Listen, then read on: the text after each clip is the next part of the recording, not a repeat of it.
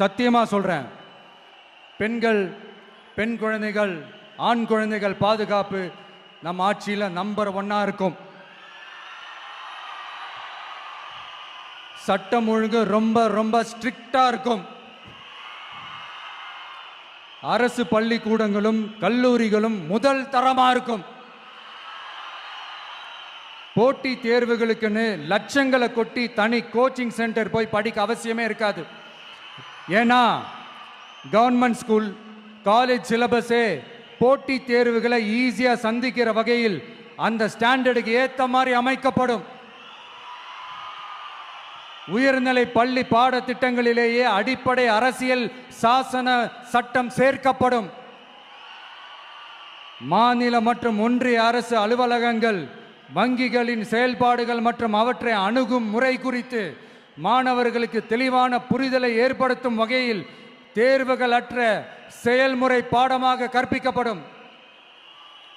India முழுக்க உள்ள ஒன்றிய அரசு சார்ந்த கல்வி நிலையங்கள் மற்றும் அதன் சேர்க்கை அட்மிஷன் குறித்து புரிதலும் தெளிவும் மாணவர்களுக்கு உருவாக்கப்படும். அனைத்து அரசு பள்ளிகளிலும் பெண் குழந்தைகளுக்கு சுத்தமான, சுகாதாரமான மற்றும் தரமான கதவுகள் பொருத்தப்பட்ட ரெஸ்ட் ரூம்கள் அமைப்பது உறுதி செய்யப்படும். போதைப் பொருட்கள் இல்லாத தமிழகம் உருவாக்கப்படும். மாவட்ட கலெக்டர்கள் மற்றும் எஸ்பிக்களில் சரி பாதி பெண்களாக இருக்கும்படி செய்வோம். மலை கிராமங்களில் அரசு ஆரம்ப சுகாதார நிலையங்கள் பிரசவம் பார்க்கும் வசதியுடன் அமைக்கப்படும். பஸ் போக்குவரத்து இல்லாத கிராமங்கள் மற்றும் மலை கிராமங்களே இல்லை என்ற நிலை உருவாக்கப்படும்.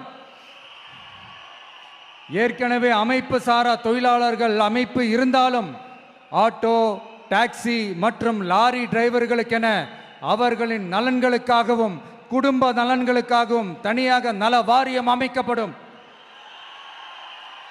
தென் தமிழகம் உட்பட தமிழகத்தின் தேவையான பகுதிகளில் தொழிற்சாலைகள் அமைக்கவும் தொழில் வளம் பெருக்கவும் தனி கவனம் செலுத்தப்படும்.